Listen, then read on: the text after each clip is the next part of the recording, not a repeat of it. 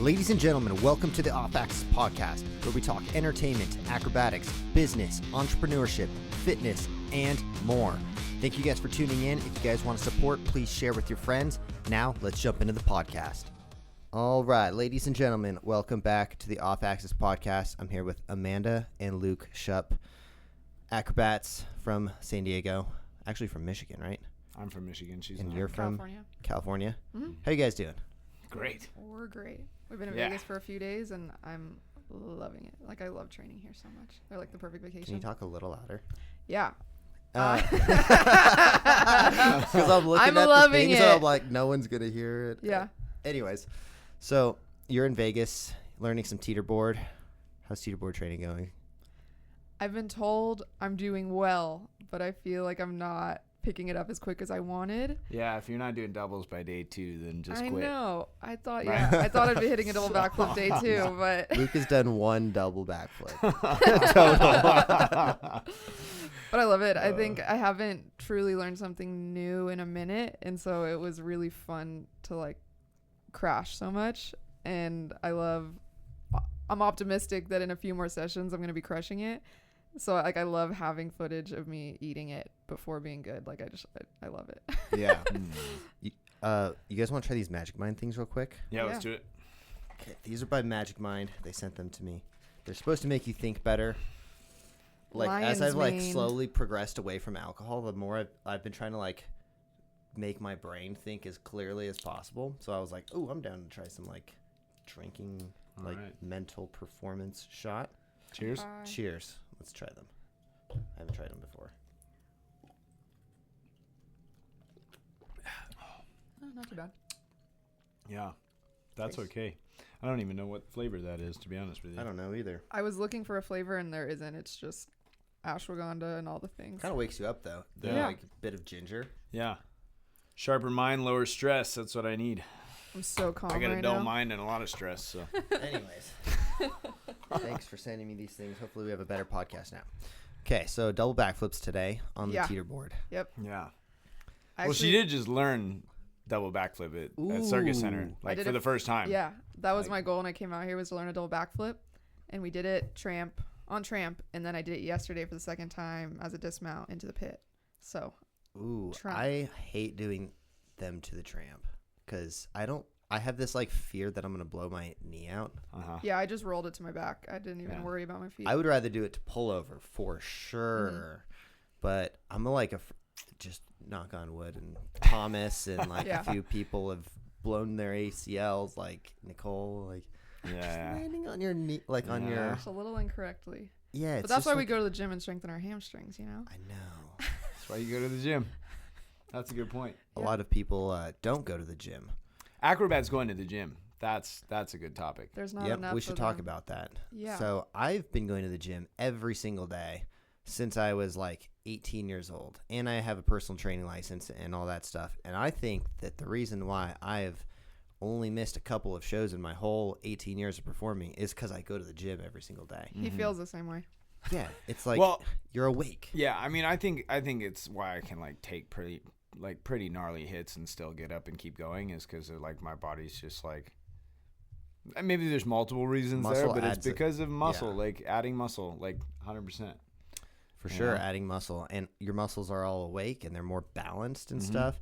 Like as an acrobat, we do so many things where we're just training, like, let's say you just always twist right or something. Yeah. Maybe your obliques on your right side are going to be a little stronger than the left side because you're constantly like pull and snapping real quick on just one side. Right. And it, that causes, I don't know, maybe it causes lifting scoliosis heavy or something. Adds bone density. Like that's also that. So you're less likely to break a bone.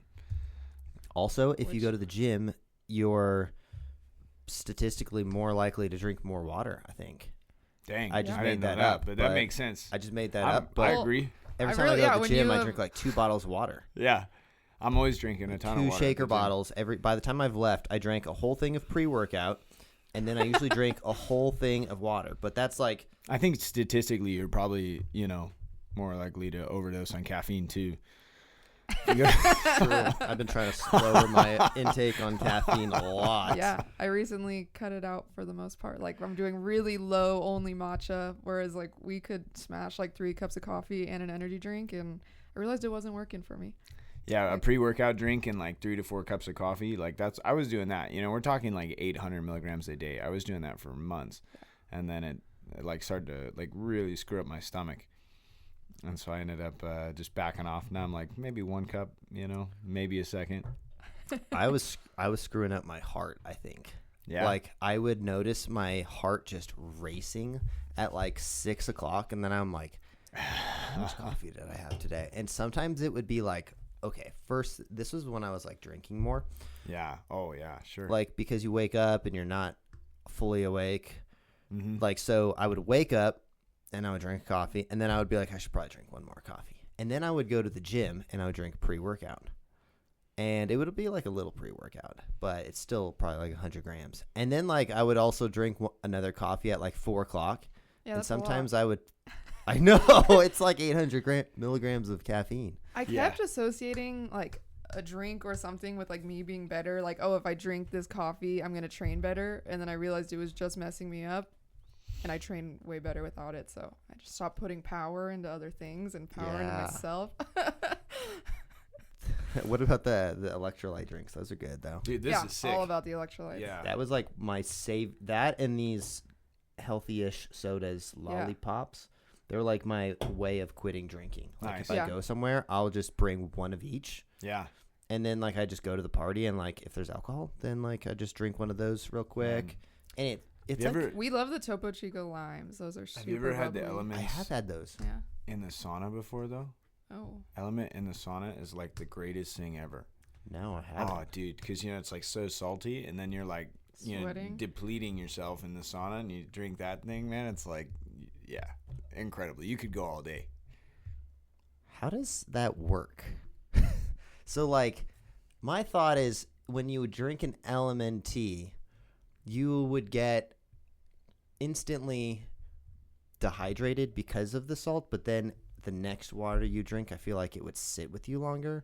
But I don't know if that's just my bro science thought. I think your body's like a balance of water and sodium. Like your nervous system does that too. And if you have too little water, or it's not balancing out, like, and you're sweating out too, you can, like, it happens a lot with marathon runners is they overdrink water when they're sweating, and people have literally drowned doing a marathon because there's not enough sodium to like supplement the amount of water. So, I mean, you're going to be fine in the sauna because you're not sweating that much, but it is like homeostasis, that's the right word of the two. There we go. Yeah. That's a good big word. Big word. There we go. I'm gonna pretend I know what it means. Yeah. We want to talk about your love of math, English terms and stuff. Love it. Yeah. I do like throwing in like a big word every once in a while. You have to. You like, gotta sound smart. Intricate or like. I love when people say plethora. That's always people's go-to big word for some reason. Plethora. I like it? Plethora. Yeah, plethora. I feel like, can I get the definition, please? Sounds like it should be like a woman's body part. Plethora. That's pretty good. She got kicked in the plethora. That's okay. My plethora burns. Yeah. But anyway, back to lifting. I do think lifting is a huge thing. Like, you know, if you're an acrobat, like it pretty much anything you're doing, you need to work the opposing thing, and the best way to do that is weights. Yep. I go to the gym every day, and I do like 1 set of every muscle group, just like a light set, but I do like heavy reps. Sorry, not heavy reps. A lot of reps. Okay. Lightweight. And I'll just do like 20 of each thing. That's the first thing I do in the morning. And then usually when I go back to the gym at night, because I usually go twice a day, then I'll lift actually like heavy. But usually the first thing I do is fasted workout, warm everything up, high reps, and then I get and stretch and stuff, and then go back later when I actually had some calories. Yeah. Okay. I think depending on our schedule, we're more the latter of we just go 3 to 4 times a week and lift really heavy. Yeah? Yeah. Yeah. We tend to not waste too much time with like. Pretty funny. Yeah. Really? Yeah, the gym videos. I forget what they were, but they were pretty funny. Yeah, it's been when I'm really focused. I love miking up Luke because his like commentary is always so funny in the gym. Like I end up editing videos and I don't even talk. It's all just like Luke reacting to me like lifting, and those are pretty fun. What gym do you guys go to? We have like multiple memberships because we travel so much. So we have LA Fitness. LA Fitness. And I'll never get rid of it. Yeah. Because it's like I pay like $20 a month and I get 2 guests every day. Whoa. Yeah. 2 guests every day? I have like the best LA Fitness membership you could probably get. We got it during the pandemic, so they were just handing it out. Yeah. 2 guests a day. And that works because we have the Trampwall house, so every time people visit, we're like, come to the gym with us. And honestly, we use it just to hang out with people because I think hanging out with people where you're just like sitting around isn't very fun. So if someone wants to hang out, we're like, you want to go to the gym? And they might be even like a little hesitant about it, but by the end, they're always stoked that we went. Yeah. We love taking people that have never lifted before, and we're like, no, you're gonna get to know us. Gym date. Some of these acrobats, they need to go to the gym. You know, we notice on like Fremont Street how good of shape you're in. Or like when we did the SeaWorld contract, I remember getting there. I'm like, I'm so out of shape. And I remember like looking at myself at the beginning and I was so fat. And by the end, you know, doing 3 30-minute sets a day for 3 days a week. Yeah. Getting pretty good shape. Yeah. It's like Trampwall. I think if you're cardio. If you're doing Trampwall too, like, you know, you have the classic issues of like lower back issues, neck issues. Sometimes maybe that spreads into shoulder, things like that. And I've consistently seen the people that like lift weights, deadlift, they don't have those issues so much. Yep. You know, or they can like work through those issues better than the people that don't. Yeah. You know. Yeah, that was the last 2 years for me, like figuring out how to lift really heavy and then supplementing it a little bit with like Pilates. And I was getting back spasms a lot from Trampwall, and so then once I strengthened that area a bit more, it really changed for me. Do you do Pilates also? I have. I think I should, but I don't do it. My girlfriend tells me all the time I have to do them. But Pilates is a warm-up. It's not a workout. Yeah, Let's just make that clear. I do that. I'll do it in the morning when I wake up or before Trampwall, and I think it's like the perfect way to get really engaged. Like I'm honestly more flexible doing Pilates than I am taking a yoga class. Like for some reason it's however they're approaching things. Like my body responds way better. Mm-hmm. But I do think this guy is the exception. Like for some reason he's really flexible. He doesn't get stiff, and he equates it to growing up like in Michigan where he's running around in the woods. Dude, like barefoot. No shoes, bro, climbing trees. Like, but I do think it's his genetics. Dirt. Yeah. For some reason, this guy, like... Good to have every once in a while. He warms up better than he did, like, 5 years ago, but he still doesn't really warm up. I warm up... No, okay. I warm up doing the things that I'm going to do. Do you know what I mean? Like, you get these people that are warming up, and they're always just, like, doing the freaking band thing and all this stuff, and I'm like, bro, you're doing Trampwall. Like, what are you doing? Like... why are you warming up like that? It doesn't make any sense in my brain. Like it's not going to translate to what you're doing on the trampoline or on the wall. I don't know. I advocate for the band stuff, but you have to be smart with how long and if you're like babying yourself. Like you have to know why you're doing the band stuff. I've seen so many Trampwall artists baby like warm-ups and workouts and things like that. And then they still complain about their neck and they're like, yeah, but I do work out. And I'm like, no, you don't, dog. Like I've literally seen you work out. Like, you're not lifting. You're sitting there and doing 15 reps with your dumbbell. And I'm like, if you're doing 15 reps, you're doing cardio. You're not working out anymore, you know? Yeah. Yeah. But I follow programs because I am not as intuitive with the gym. But now I just go in 3 or 4 times a day, follow exactly what it says. And luckily the one I'm on is like really geared towards. I'm in a cycle right now where by August I'm supposed to hit a 1 rep max for every single lift. So like that's what I'm gearing towards. Nice. Yeah. I saw David Goggins like a few weeks ago, and that kind of snapped. In person? Yes. That's sweet. That's awesome. What was that I like? went to his event. I bet that had to have been cool. It was pretty impactful. Yeah, the dude's a psycho. It changed me. Like I stopped drinking after. That's amazing. Nice. And like just so much motivation. That's why I started doing high reps, because before I would just go and I would lift heavy, and then I started thinking to myself, I'm like, this is kind of a little lazy because I don't think I could do high reps right now. So then I used to be a CrossFit coach just a long time ago for a very short period of time. Mm-hmm. So I remember I used to be so good at like the clean and jerks, and then I went to do something and I was like, I can barely do like 10. So now my goal every day that I go to the gym, I start and I do 25 clean and jerks, and I don't finish the set. Like I don't let go of the bar. until I've done 25. So you can only like rest so much. Yeah. But just getting up to that has been a progress. That's sick. That's cool because that's like weighted cardio or a little more intense functional stuff. Yeah, it's like full body. And I do workout. think I do like that stuff, by the way. Like, it. don't, I'm not saying like only lift heavy, but I'm just saying like lifting heavy should be your like foundation. Like your foundation should be like learning. Like I don't go past like 6 reps. Like 6 to 8 is probably like, that's like me going high rep. Yeah.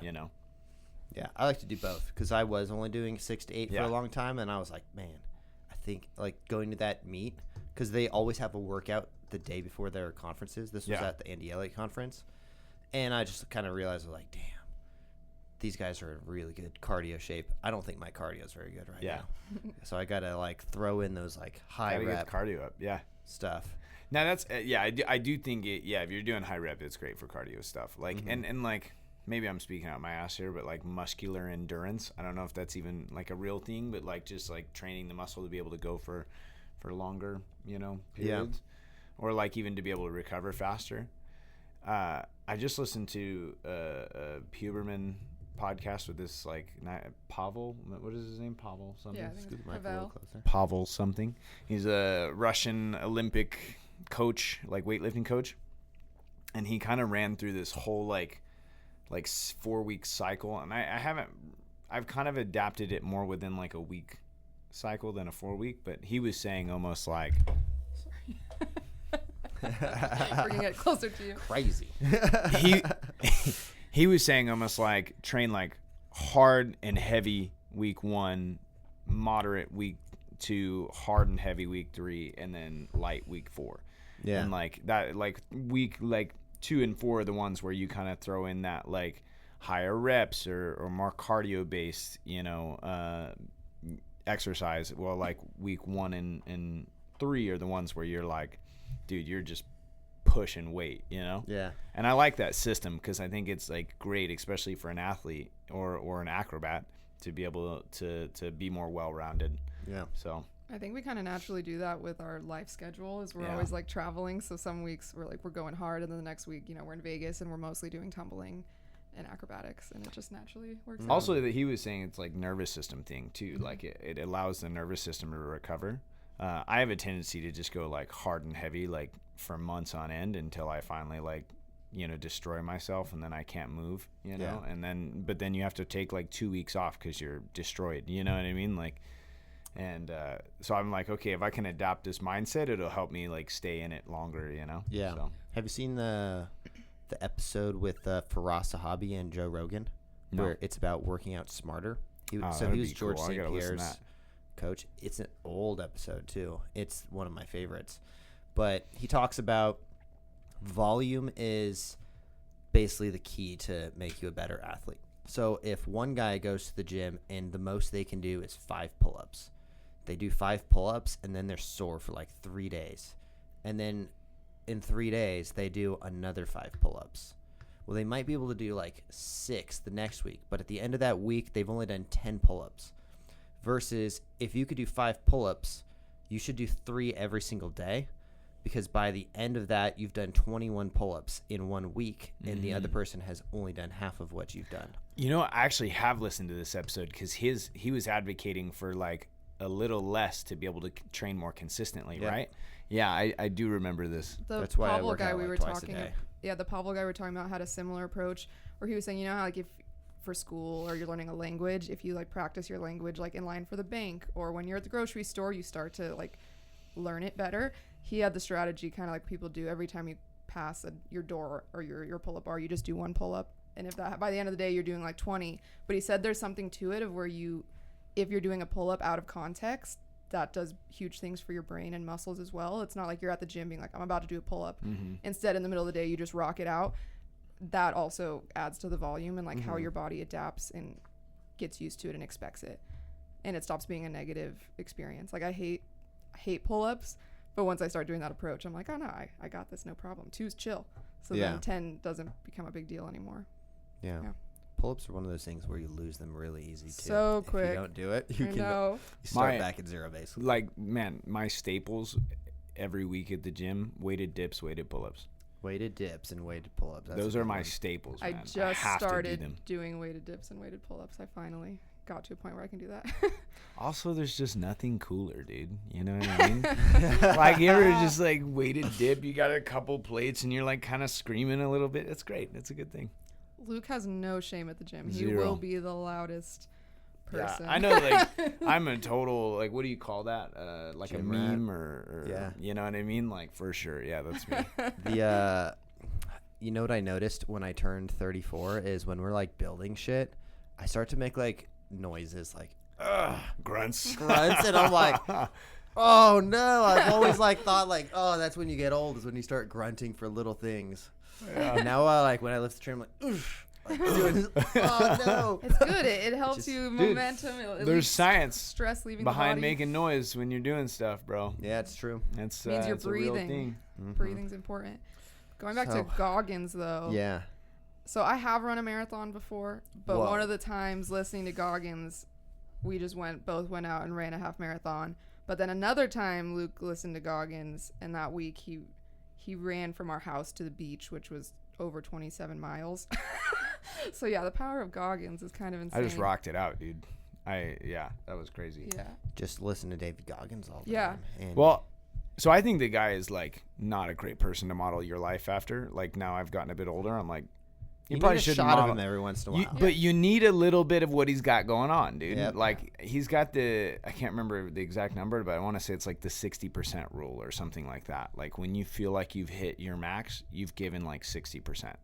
Yeah. You have like almost half of the reserve tank is sitting there, and your brain is just trying to shut you down at 60. Yeah. And I've always really enjoyed that because it's like, dude, sick. Like when I ran that, what she was talking about, like we went from Fallbrook to Oceanside in California, and yeah, that was the whole time I'm running. I'm just thinking, I was starting to get tired, and I'm like, dude, I'm probably only at like 44% right now. Oh, I'll just keep going. You know what I mean? That was like my mind, like, okay, I'm not even close to 100. Like we're so far from there, you know? So I think I got 27 miles. Yeah, 27, almost 28. Yeah. He fractured his foot halfway through too. Yeah. At in 13th mile. True Goggins style. Oh my God. Fractured my foot on the 13th mile, and I was like, screw it. We're just going to keep going. I'm like limping a little bit. Yeah. You know, it was great. Yeah. She came by, drove by, and handed me some. This is funny. Just pours out a bunch of ibuprofen onto my hand, and I thought, okay, that's a lot. They're probably only like the 200 milligram ones. Did something happen to you like before this, where you're like, I'm going? Nah, dude, I'm just like. It was in the pandemic, so everyone was a little stir crazy. Yeah. Okay. Or it was like near the end of the pandemic. I fidget a lot too, you know what I mean? So I don't know. I'm like one of those people. I always have to be doing something or moving. I want to say the gym was closed. Like he wasn't able to go to the gym. So. Or if I get an idea in my head, I have to do it. Like I get like very obsessive over ideas. So like it's like right now I'm trying to bench 315 pounds, and I'll like do whatever I have to do to get there, basically.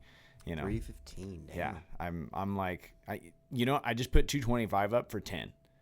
And I was like, that's pretty good. If I can, I've done 275, and I feel like I could probably do a little bit more now. So I'm like, but that's the goal, right? So like right now, like I have to like actively remind myself to like train Trampwall and train other things, because I'll get like so obsessed with the idea that I forget other things exist, and I'm like, all right, this is the only thing that exists in my world, you know? Yeah. Which can be a good thing and a problem all at the same time. But yeah, well, for the marathon thing, I didn't realize I was giving him 500. Yeah, milligrams. 500, not 500. 2. I took like you couldn't feel anything. I took like 2,000 to 3,000 milligrams of ibuprofen, bro. I couldn't feel anything. So I helped him. I had my like little Apple Watch on, and you can like see my like times are like this, and then it goes like there, and then it just comes straight back down. Like. But our next mission is, I want to run a marathon where I actually train for it. Like we proved to ourselves that our mental fortitude is there. Like we can actually, when I did run my marathon, I never trained past a half. Yeah. I was like, oh, I don't have time. So when I showed up the day of the marathon, I just had never run more than 13 miles, and then I hit double. So the mental's there now. We should train and hit a good time. Yeah. Like, then we can brag about the speed. Yeah. But yeah, David Goggins, I'd never take like relationship advice from him. I feel like, but sporting advice, maybe. Yeah, I think someone like Dylan Broadway could use some David Goggins in his life. He just I don't know him well enough. Trampwall to the limit. Yeah. And just a little, Dylan, just listen to this real quick. one more flip. Yeah. One more. Who's going to carry the boats? Dude, yeah. That guy's a nut, bro. I love watching him. So let's talk about some social media stuff. Mm-hmm. Yeah. So you guys are social media people. Since the pandemic, how has life changed? Has it? So what's funny is we met each other February of 2020, literally as the pandemic hit. And one of our first dates, his first video had gone viral. So I remember thinking, like, why does this guy keep looking at his phone? Like, I thought it was a red flag. But in hindsight, he had hit 100 million views, and he's getting hit up by ESPN. So now it makes sense. Like, I would have been on my phone too. Yeah. I was like working on a farm in the middle of nowhere when I was like 15, you know what I mean? And then I'm like looking at my phone a few years later, you know, I'm 23 at the time, 22, 23. And I'm like, whoa, like what is that? We thought the ESPN? number. Oh, it's got a blue check. I'm like losing it. You know what I mean? That's so crazy to me at the time, you know? So yeah, the whole part at the beginning of our relationship was like us pushing his social media. And then because that went so well, I was like, I could probably do it too.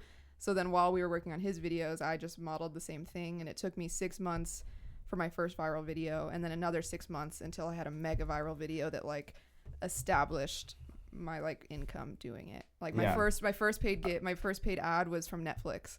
And I like blew my mind. My first viral video was literally me just throwing a throwaway clip on TikTok, and then it blew up like overnight. I didn't intend for it. I didn't put any effort into it. Weird how that works, right? Amanda, on the other hand, is like a really living proof of like, if you just sit down and put your mind to it and you just be consistent with it, you're gonna eventually get there. You know what I mean? Like I think who's it? Alex Hermosi actually we were talking about him the other day, but I just was watching a video of his earlier this morning, and he was talking about the same thing. He's just like, you know, if you sit there and you post a video every single day for the next 6 months, one of them's gonna blow up. You know what I mean? One of them's gonna do well if you're putting in that active work. And I think Amanda's a very good proof of that, because that's exactly what she did. Just do the same thing so many times in a row that it would be ridiculous if you weren't a master of it by the time you've done that many things. And you're just experimenting, and eventually you find what works and what doesn't, and like what I wouldn't do again, what I would lean back into. And it's always kind of evolving, because back then we could just lean into the fact that we were athletes and we only really had to show our craft, whereas now social media is shifting where they really want to know your person.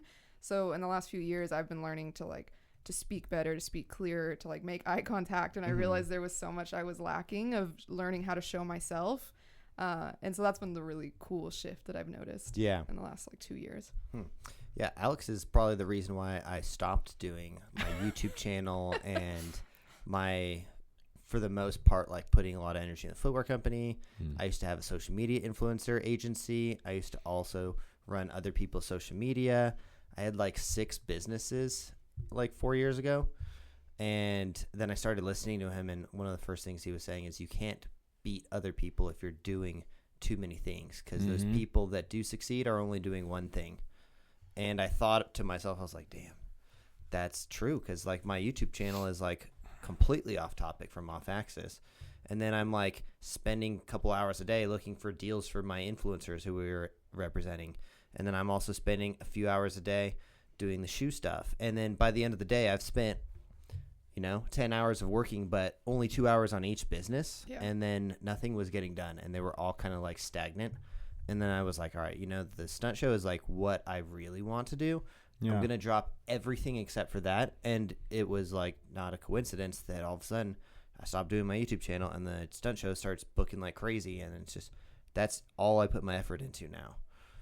So that was like, I did the opposite. When I heard that, I was like, I should stop doing the YouTube stuff and just cut it completely. Yeah. But I mean, that applies, makes sense though. You got to focus in on something. It just depends on what it is. I feel like if I would have picked any of those businesses and stuck with them, they would have done well though. We've been doing off-axis shows for 8 years now. It would be a little ridiculous for us not to start doing pretty well. Mm-hmm. Sure. But yeah, and I mean, this year you have a lot of shows. We have quite a bit going on. Basically 3 to 4 things going on at the same time. So that's awesome. Three active teams, which is last year we also had 3 active teams, but one was a resident show. This year we're going to have 3 active teams, but they're all going to be touring. It's a lot of stuff. I need to hire people. Yeah. I'm getting to the point where I'm like forgetting. Like I have so many meetings, Zoom meetings and all that kind of stuff that I'm like, oh, I forgot to do this. I forgot to do that. I need an assistant. Yeah. And it's one of the things that I'm running into is like, it's hard to hire people. I can't hire a normal person. No, I get it. I've wanted to hire an assistant or an editor or literally anyone to help us. And unless they get it, they're just slowing us down. And it's really hard to find like waiting for that right person to like enter your life that can just do it. Yeah. Or people that are motivated, you know. Yeah. I've hired a lot of people and they just don't want to work. Dude, that's a real problem like lately, I feel like, or just maybe with, I don't know what you're referring to or who you've hired, but I feel like that like 18 to like 23 kind of range. It's like interesting. And I don't want to talk shade in anybody, you know, but like just I've noticed in that range, like it feels like people don't really want to work. You know what I mean? They're like, I'm kind of good. It's like acrobats who get a job doing acrobatics before they had to do a normal job, so they're not grateful for how easy of a job performing is and how fun it is, and they don't treat it like, oh, this is a privilege to be able to perform and make people like change people's lives. Yeah. So I always think of it as like this is like the cherry on top. For sure. You know, you always do need to have other backup skill sets too. Yeah. A lot of acrobats, they don't have any backup skill sets. I always think if I was to be an acrobat and I was to start all over, and this is exactly what I did, but is get a remote job to do while you're performing. So that way, you know, you only perform for statistically like 20 minutes. 20 minutes 3 times a day is like the average show, basically. So 1 hour out of the day, you're working. The other 23 minus your sleep, you know, you could spend easy another 5-6 hours doing a remote job, building up another skill set. Yeah. No, definitely. I went to an arts high school from like 7th to 12th grade and straight into, you know, college for dance. And I think a lot now what I would advise an artist in that age category, because I was always encouraged that like art is why we're here, do art, but no one's really preparing you what like being an adult with responsibilities means while you're trying to be a creative. And I think a lot about like what advice I would give, because it's annoying when someone's like, dance isn't a career, and it's like, well, it can be, but like how are you going to be strategic to support yourself all these other ways? And no one really has the answers, because either the people kill their dreams and they get boring jobs they hate, or people go the other end where they go full creative but they don't actually know how to like find that middle ground. And luckily, I think I've met quite a few acrobats now that are thinking smarter. You know, you have other businesses, but like there has to be that in between that like we can still accomplish our dreams and be smart business people. But there's also a subset of people that don't like that. You know, of usually course, coming from the more like creative end, they're like, oh, so that means you don't want to perform anymore, or that means you're not this, or you're not that, or you don't want to be this. And I find that interesting. It's like, because I've even run into that where people have been like, oh, you don't want to do shows anymore? I'm like, I didn't say that. You know what I mean? Yeah. It's not what I was saying. I just don't want to do that show. You know what I mean? Like, I turned that one down because it's going to take too much of my time and I don't get to focus on other things. Yeah. And I think especially like for us, like, you know, we're hoping to like have kids in the next few years. So it's like at some point, you know, we need to think about like, what do we want to do? Do we want to fully dive into being the, you know, because I know people do it, the traveling acrobat family that like you're on a show 24/7 and you're always looking for that next show to provide for you and your wife, or that you both can be on or whatever. And then you can have your kids there. But that means you have to be at the mercy of, okay, well, this is where the next thing is. So that's where we have to go, you know, or, you know, what we're trying to do is like stay involved in the world of acrobatics, still be able to do shows, but then also make money outside of that and have a good like living that doesn't require it, you know, so we can enjoy it more and still have a family. Yeah. My other belief is that people are too dependent on like the current job market, and they don't realize how much power we could have if we all work together, which is like why our house is successful, why Junktramp was so successful, is like none of us could have gone viral if we weren't all putting money in to live together or to get the equipment or to film that video, or like we know videographers, we know costume designers, like unless we power together, like new jobs aren't going to come up. And I feel like 100%. for us, we have found shows or jobs or made money in ways that didn't exist unless we were combining our forces with people. And so I think even a lot of dancers, they're sure they're taking class or taking auditions, but they're not making their own creative videos. They're not choreographing and putting their work out there. Like, you have to be artistic and like show that you have something new for new opportunities to arise. And that's also what I think we're doing now, of like why our house is so important to us, that we always want to have acrobats living with us, is because we want to contribute to this world, and we want people to be able to like not just have to choose between doing flips or just getting a different career. Yeah. And we can only do that if we like band together. Yeah.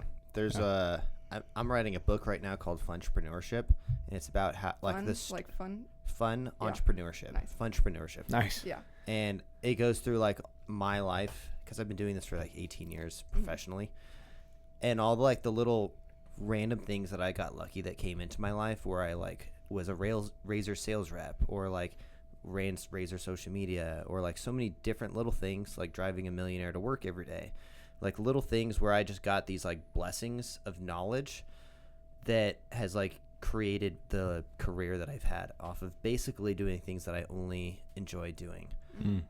And it's true that, you know, people sit around and they rely on the jobs that come to them.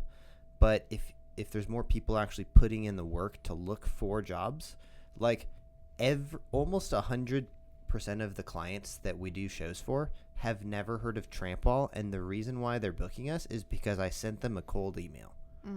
Wow. So, and then sometimes they're like, oh, I think I've seen that like before on the internet or in a search show or something like that. But it's because I'm reaching out to so many people. But if there was more of me, there'd be more jobs for everyone, you know, or whether it's that or doing social media stuff or anything. But, you know, I always think about rollerblading versus skateboarding. They were both in the X Games back in the day. The reason why rollerblading was cut was because there was no business-minded people to back up the sport. And then sports like skateboarding, who did have older people who were business savvy in the industry already, were able to monopolize and like monetize and bring in like other dollars. And rollerblading was just relying on the, you know, they had a couple big names that sponsored their events, but ultimately it's who's going to pay for the coverage and stuff. Yeah. And that's why those sports died off. So the more people who are actually trying to create jobs. I always think of myself as just a opportunity creator. That's what an entrepreneur is, basically. If you have money and there's two people, one's an entrepreneur, the other one is not. One is going to spend all of their money on like cars and like, you know, going out and stuff. And then if you were to give me money, I'm going to put it all on. I've done it for the past 8 years. Like 100% of my income has gone back into off-axis, and just makes it more and more jobs. Right. Yeah. So if there was more of those, it's better for everyone else who wants to perform and have fun and do stuff like that. Yeah, that's awesome. I mean, you've been growing, right? Like, and it's, you know, it's fun because like, I mean, I've been in, you know, Trampwall for like 8 years or something now, and like, I've watched you kind of like do this. Yeah, you know, for sure. With the shoes, and then you know, and then okay, now you're doing these shows over here. Well, then you're running competitions, like, and that's the thing is like, I've always kind of felt this way. It was like, you know, people, I might agree with you or disagree on certain things that you do, but I can never sit there and be like, well, he's not doing anything. You know what I mean? Like, I would rather be fumbling around in the dark, doing the right thing here, the wrong thing there, and at least doing something than just sitting on my ass. You know what I mean? Like, yeah. Well, sometimes, you know, I guess some people have said that I like undercut the industry or do things like that, but it's like, there's only so many jobs that are going to pay you well. And if you're just constantly searching for things, you're going to have up seasons and down seasons. And sometimes there's shows that we even like, I pay to do. So it's like, I'm not undercutting anyone. I'm actually paying. I'm just losing money out of my pocket to create an opportunity, because in February, it's freaking hard to book anything. Yeah. But especially to get someone to pay you good money to do Trampwall. So it's like, what's the definition of that anyways? I'm just trying to create more jobs for more people. Yeah. And sometimes it costs me money to do. But everyone always gets paid. I've never asked someone to do a free show or something like that. Ultimately, I have like a way of like breaking down how much money everyone gets paid, and just what percentage do you want your business to run off of? Do you guys still do Junktramp videos? Sometimes, yeah. Yeah, when, he's busy too. Like, he's got his own life things going on, and I know lately, he's been a bit more occupied there, and yeah, so it just depends on our schedule and his schedule and when it aligns. Yeah. But he still goes and does stuff. We were gone a lot the last 2 years. Oh yeah, the last 2 years have been nuts. Like we were in Berlin. Before that I was doing the show in Andorra with Cirque. And then we went to Dubai for a show, so we weren't even in the country for like 14, 15 months. Yeah, you guys were doing like a mall in Dubai or something? That was so sick, dude. Like super weird, but super cool. Well, at first I was like, why is this in a mall? And then once you get to Dubai, you realize how hot it is. And like malls are the only public place. Like it's in lieu of beaches, parks. Yeah. Like, the mall. That's how they party in Dubai. You know what I mean? They don't they don't have bars. They just go to the mall. And they're open dude. till like midnight. Like that was the bane of my existence because we could only rehearse between 1 a.m. and 5 a.m. because that's when the gym was closed. Oh man. And we're all jet lagged, just wanting to sleep. And now I'm doing. It was a nightmare of sleep. Backflips at 3 a.m. And I was like, I didn't sign up for this. Well, apparently I did, but. It's so funny. I did mall tour with Razor like in 2011 or something like that, and it was like the same thing. You go to the mall, and that's the only place where you can perform because it's 120 degrees with 100% humidity outside. Crazy. It was so eerie, like driving down the street and seeing no one outside, or the beaches look beautiful. But yeah, I mean, even me, like I wanted to use our boss's pool, and I lasted like 10 minutes because it was not. The pool fun. was like 85 degrees, 90 degrees. Just naturally. Yeah, you need a cold plunge pool. Exactly. Oh man, yeah, we had one show was outdoor, and it was at the Atlantis in the water park. Ooh. Okay. And you could barely drop in and roll across the ramps, and then you would sweat so much that you would land in your own sweat, and it was just like a liability. Yeah, you couldn't see. Yeah, that's insane. It was like, who planned this?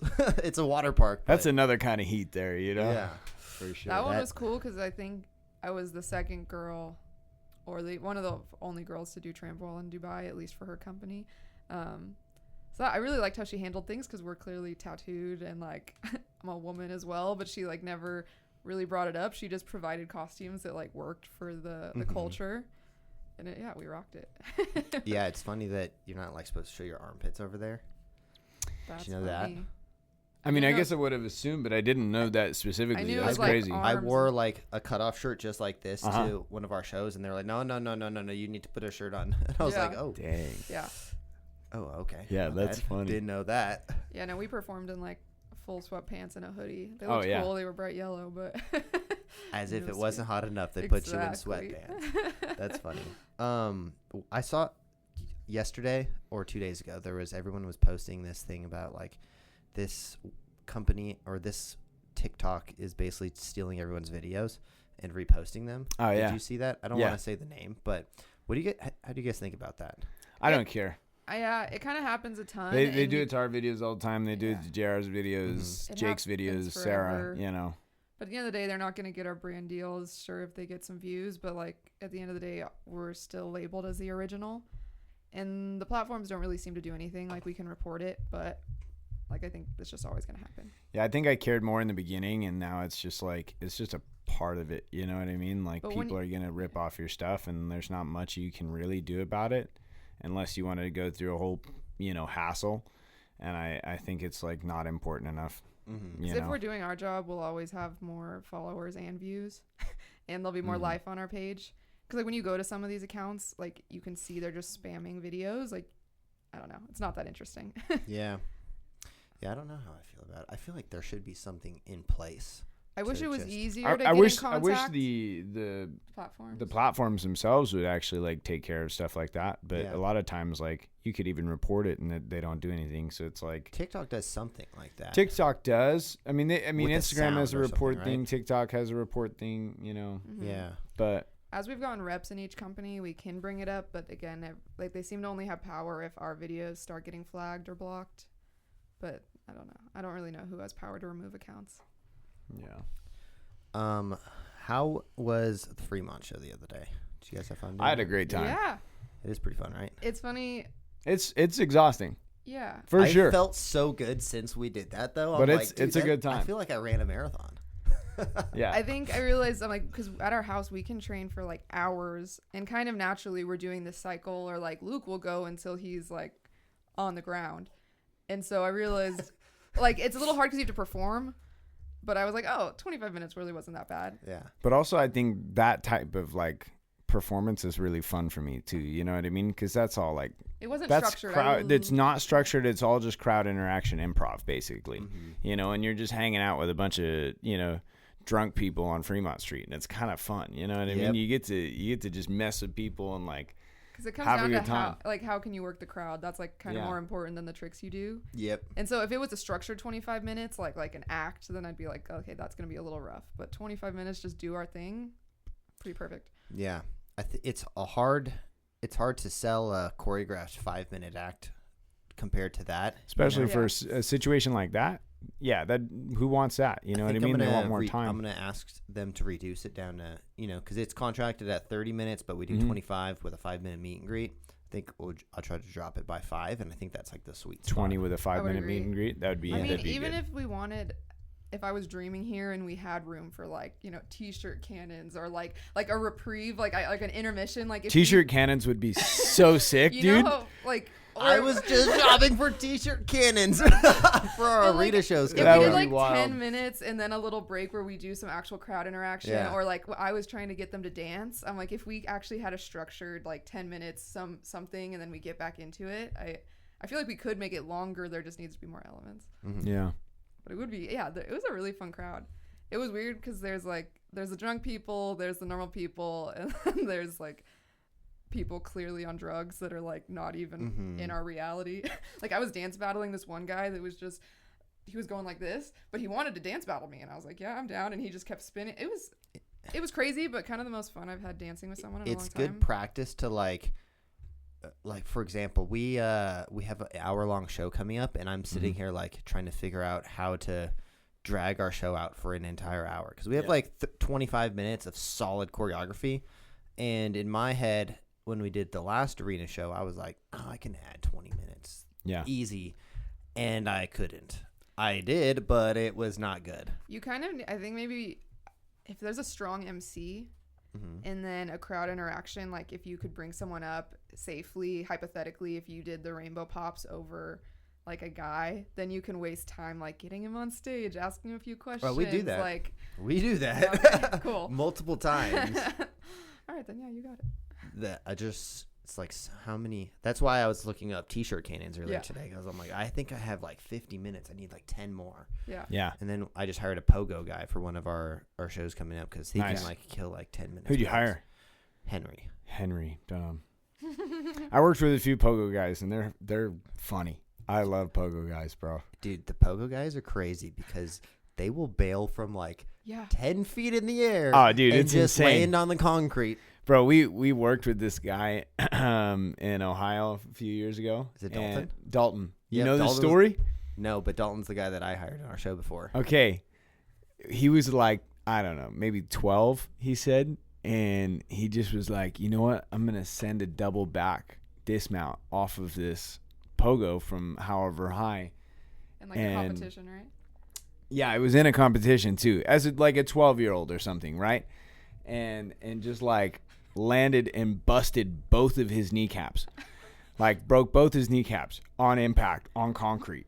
Just insane. Like whose thought is like, I can go from 15, 20 feet, do a double back, land on concrete and be fine. You know what I mean? Yeah. Well, obviously his 12-year-old, maybe not, but well, man, these guys are wild. Yep. I mean, I busted my kneecap doing some stupid shit in scooter competitions when I was like 17. It was like you get that adrenaline rush and you're like, I can do it. And like I won my first competition because I did this ridiculous thing that I would never do again, and I would only do it in that moment. But after that, I was like, that's fucking crazy. I would never do that again. Yeah. Like it was like this 15-foot drop into this like bank landing, and I did a tail whip down it. And like the fact that like if it didn't work, I would have been out cold. Like, jeez. And it just worked perfect. That's and awesome. Like that, I won because of that one thing. But now I'm like 10 times better than I was back then. I'm like, I would never do that. That's just too much risk. It's called wisdom. Yeah, and I also self-preservation lost my teeth since then, so that's a big factor. Teeth. You know? Yeah, I got fake teeth from literally doing a tail whip into a giant thing like that. Dang. But How many fake teeth do you have? 2.5.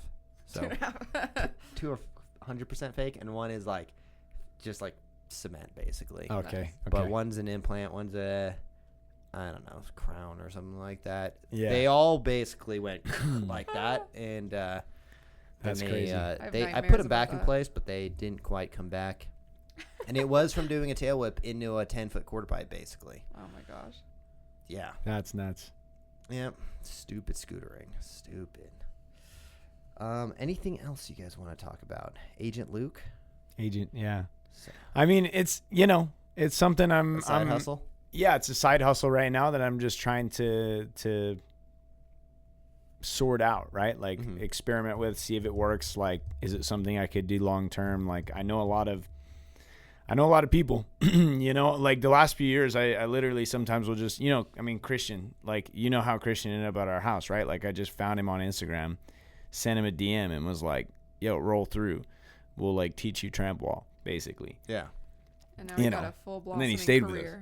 Yeah. And now he's on his way to Berlin. It's really cool. Super exciting. But, I've done that with a few other guys because it's like, because of the social media platform, most of them know who we are. And then they're like, oh, man, we want to go bounce at the Junktramp house. And, the only reason I am in Trampwall is because Dominic Barge, Dom just like rolled through the gym that Dylan and I were at and was just like, oh, let me teach you guys Trampwall, and then it was like, let me help you get a job. If it wasn't for him, like we wouldn't even be here. So it's kind of a cool thing to, in my eyes, to be like, oh, that's a cool thing that I could do also, taking a page out of his book. So. Yeah, we love putting time into people too. I feel like that's also hard to come by. Yeah. It's like we want to see people succeed, and that's why we have our house.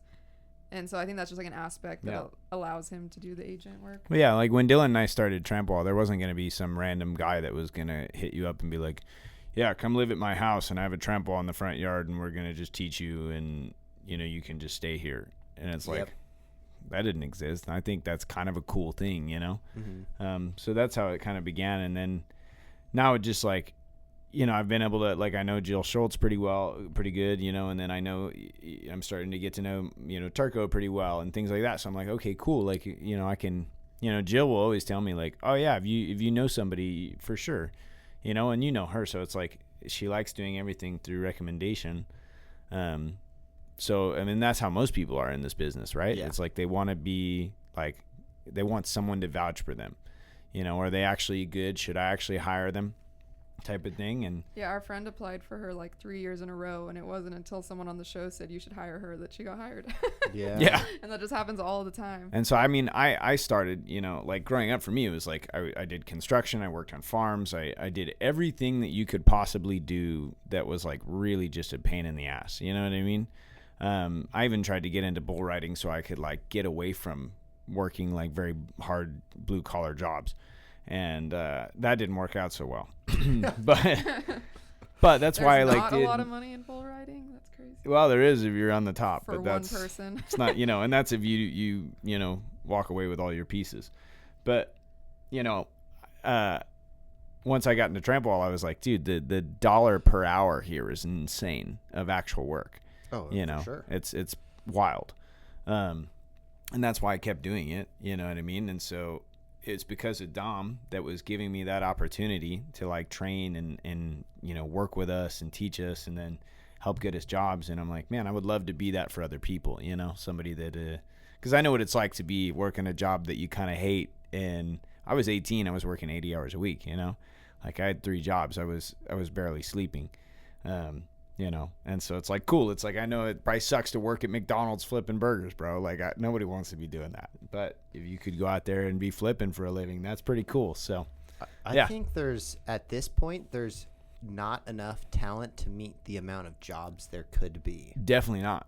No, because we could do more units, but last year I was like, we could, but it like the people I would have to hire to do that would be, you don't want to hire irresponsible people. You don't want to hire people that are underskilled who are also a liability. Definitely. So I don't think there's enough talent for the amount of potential jobs there is out there.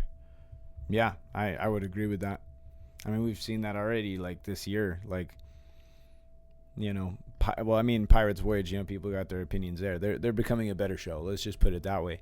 And even them, they can't find enough people, and I know that the zoo struggled to find enough people. They were like reaching out. Jill Schultz struggles to find enough people. You are saying that yourself. So it's like, yeah, dude, like we need more acrobats in this line of work, because there's a lot of work right now. Yeah, there could be too. We could sell more shows. Could be even more. Yeah, but yeah, it's like, for us, I need the people to do the teeter board too. And a lot of people want to only do Trampwall, but if you could do teeter board also, you get paid more. Yeah. And it's easier to sell 2 things than it is to sell 1. Mm-hmm. Yeah, for sure. Like the client's like, oh, I'm getting 2 elements. That's why our show has 3 elements. And it's kind of like, this is why we're the most booked show on the fair market right now, is because we're selling 3 shows in 1. Mm-hmm. So if you could be multidisciplined, which I think everyone should do. Yeah. Especially if you want to be a performing acrobat. Mm. But anyways, you guys want to go to some teeter board real quick? Yeah. Yeah, let's do this. Let's do that. This has been fun, though. Yeah, cool. Thanks for chatting. Everyone can find you at Amanda Adventures, Amanda's right? Adventures on Amanda's Adventures and Trampwall 1. Trampwall 1. Still. That's it. Claim that haven't, name. Haven't moved it. So don't do it now. Shout out Giacomo. All right. Thanks for watching. We'll see you guys in the next one. Subscribe. Peace. That concludes this episode of the Off Axis Podcast. If you guys found value in this, please consider sharing with your friends. Also, subscribe, and we'll see you guys in the next episode. Bye, everyone.